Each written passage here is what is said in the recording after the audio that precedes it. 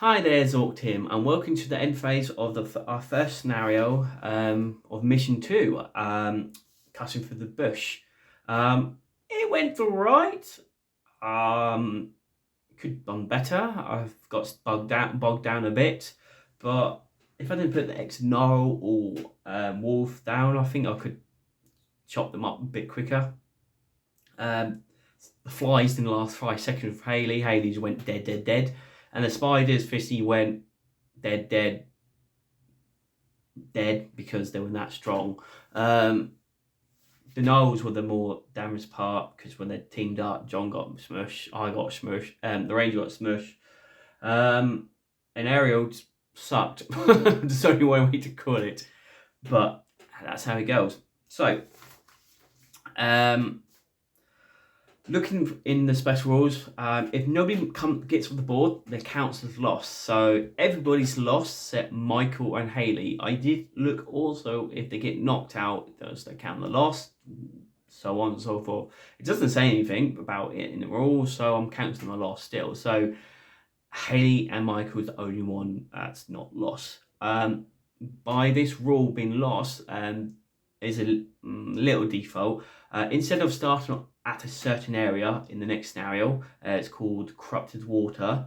They are on a certain table edge. If you lost, you find your way through and you stumble upon the river or a lake, wherever it is. I need to double check what it is that you find.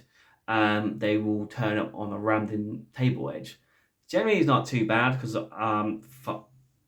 5 of my guys are lost because Ariel, John, and my Ranger got injured, so they count as lost, and Griff and Father Edwards is. So physically, got 4 table heads. Mike and Haley will start 1. So physically, if I roll all different ones, because it's randomized, so D4, generally only 2 of them might be by himself, but or Everly can turn up one side, so it depends on the dice roll, and so on and so forth. So it depends. Let's see what happens. So it's interesting, and they turn up at the end of turn 1. So 50, they miss a turn, but generally, if you depends what it is. And the weird thing is, it doesn't even say middle, edge, what. So how I'm going to do it? At least turn up on a board edge at the center point, because it doesn't say that. It just said turn up a board edge. Is it like, okay, we specify because people can go, oh, I start this side here and my other guy starts here, so I'm going to say center as well. So, and that's it. So, straightforward mission, not the most exciting one, but that's the whole point. Some of these aren't good, aren't like that, like going down the rock plate. For saying that, I think one thing I do think what misses this is clue markers. I think having maybe 3 on like in the center point or something to give like a little benefit and so on and so forth. So yeah. So, and that's it. So net roll on the death chart. Your Ranger, if you remember, can choose to add 1 to his dice. You don't need to, you don't want to. So obviously only 1 will kill him. I rolled a 4. I lucky enough he's +1, so he's badly wounded. So that'd be a 5. He will have -5 to his health, so he starts with the game on 15 health instead of 20. Better than the permanent injury, and also I do not want to get close call, because close call they lose all the equipment they have get set. If it's basic equipment, they keep it, because no, he loses everything. Sadly, how do you lose your armor? Yeah, so you lose everything. Yeah, close call. You lose. It's all non-standard equipment. Anything's not on the base equipment list. So yeah, you lose his book. I think it was his book I'll care the most because it makes him immune to poison. So yeah, that is it. So Ariel, she rose to 17, and that's my Ranger, my tracker. And Michael John, a rose of 13. Again, he is completely fine. And that is it. So, experience points. There we go. Each null fighter we killed is worth 3. So we killed 4. So 4 times 3 is 12. Each wolf we kill worth 2. So we kill 3. That's 6.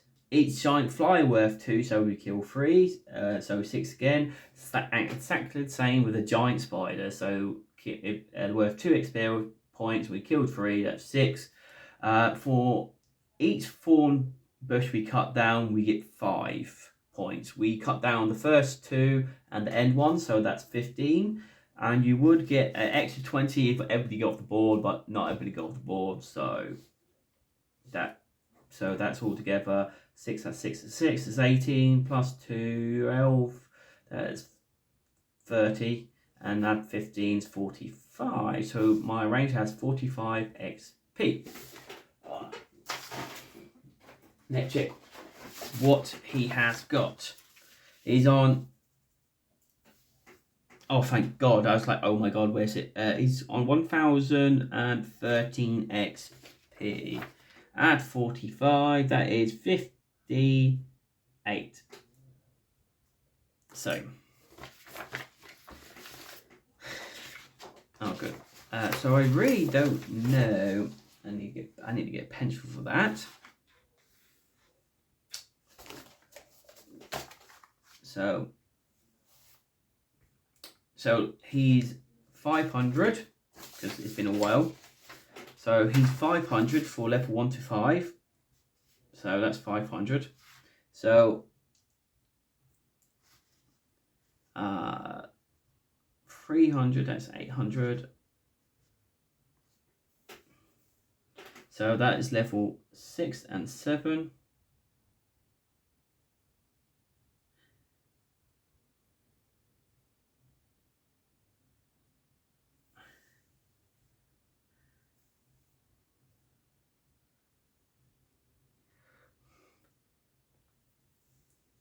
So that is 300. So it's turned level 5, level 6, level 7, 800, level 8. That is 950. Add another 100. That's 1050. That's and I got 80. We need under 50 now to level up.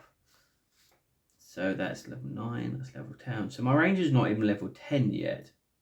So that's 500. So 50, and 50, and 50, and 50, and 50 for 1, 2, 3, 4, 5.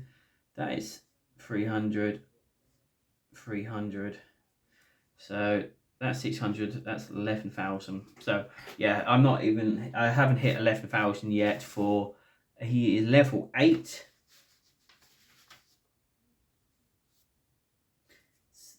So it'd be level 9, he will have improved skill.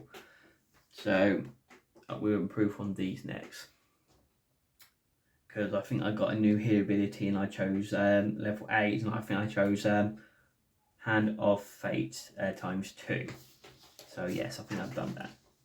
I also did the armor skill and strength skill a bit quicker. But I've got one thing, I got armor off. That kept John alive for one more turn. Who didn't, he'd be dead. A bit sooner. But otherwise, that's it. So yeah, that is. I need to put that one. No.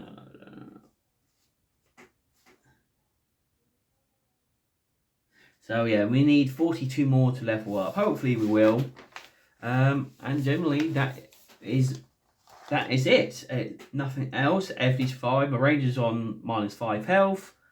And that is it. Hope you like it. Hopefully the next one will be maybe more nicer. And that's it. And that's it. So many thanks, and I hope you enjoyed it. And I will see you in the next back report, or whatever. So many thanks. Bye for now.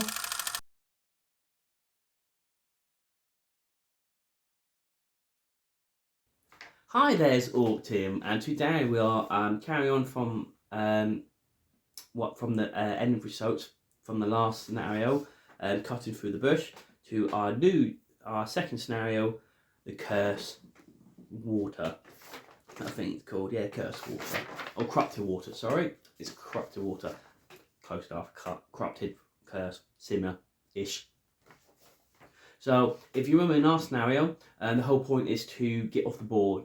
Sadly, we didn't do as well. Only 2 out of 7 got off the board, and that was Michael and Haley.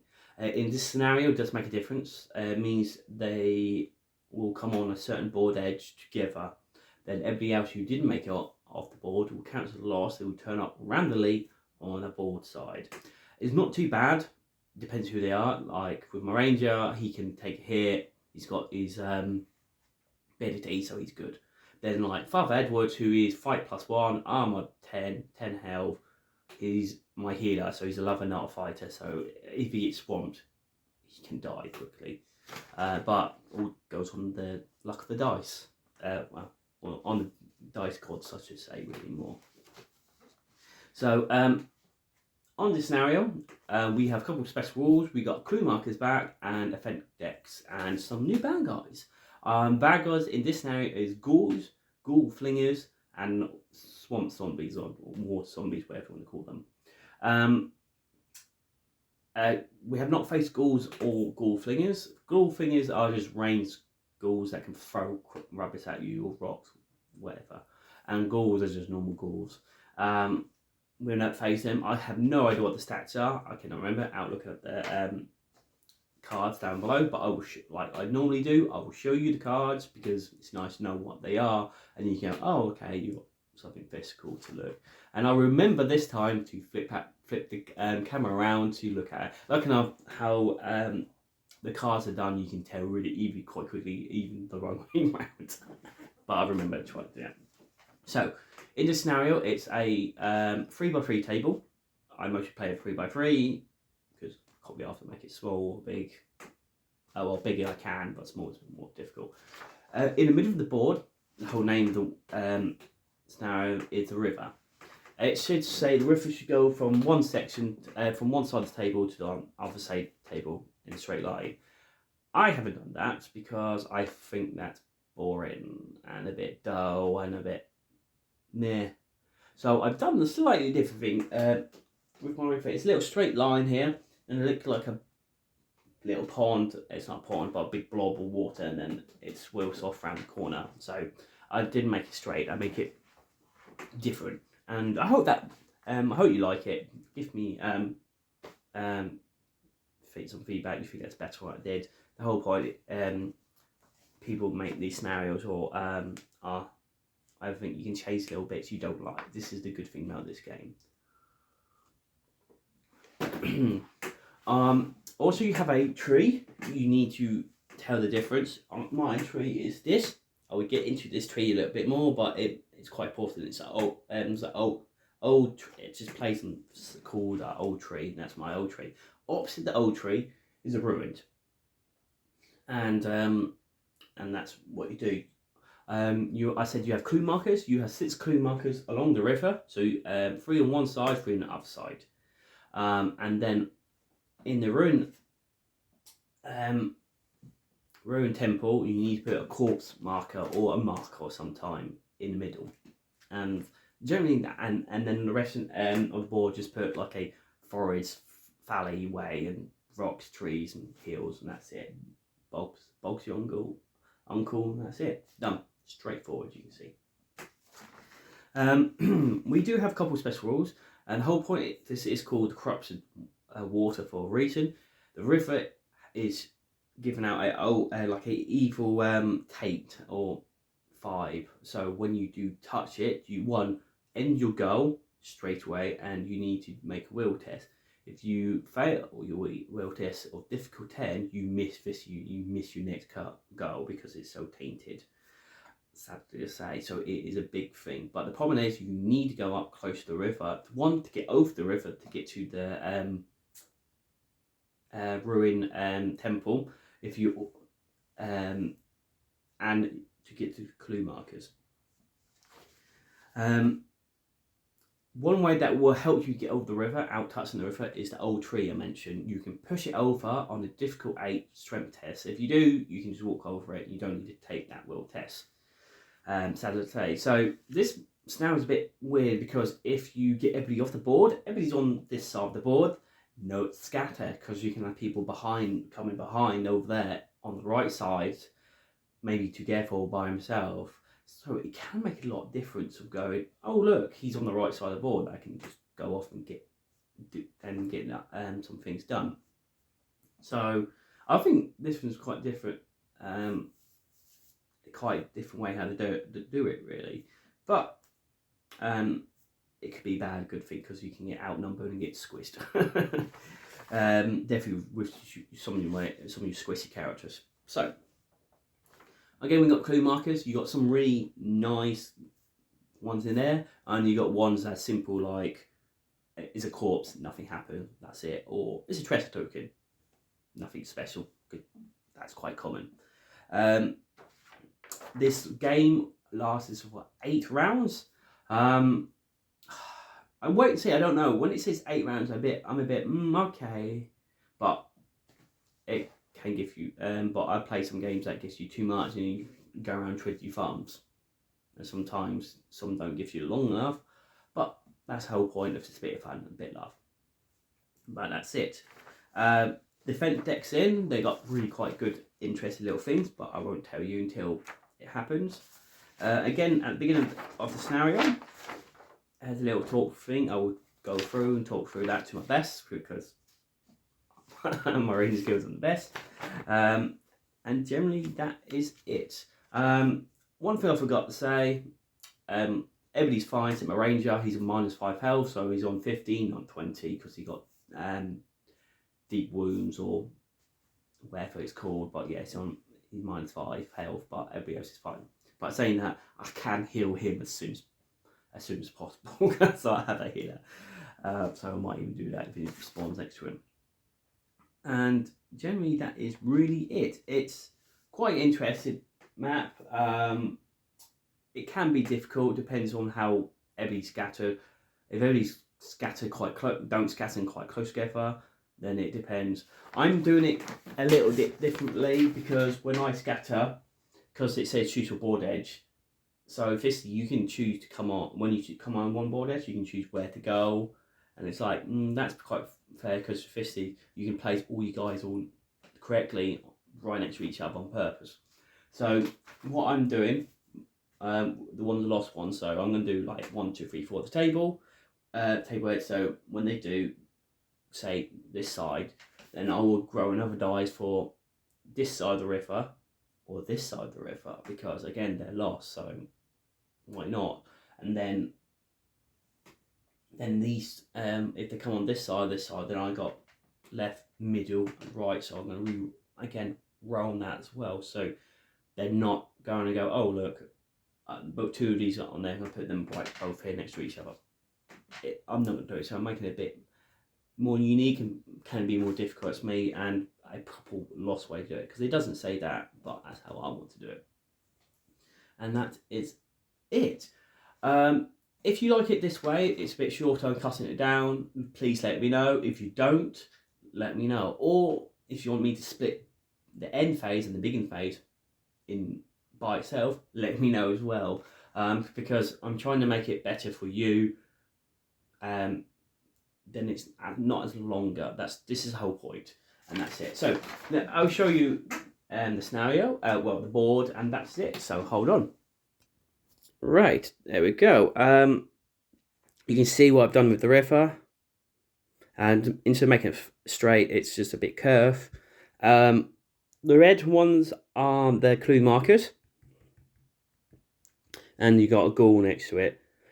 These painted ghouls are from Underworld's Grim Watch, and then that's the clue quartz marker in the middle with 2 ghoul flingers. They're against some random undead guys, and that's my old tree to get knocked down. And this is really it for the scenario. So you see it's a lot different, a lot nicer. I'm quite happy with this one, and that's it really. That's my table. So Hope you like it, and I will see you on the battlefield. Many thanks. Bye.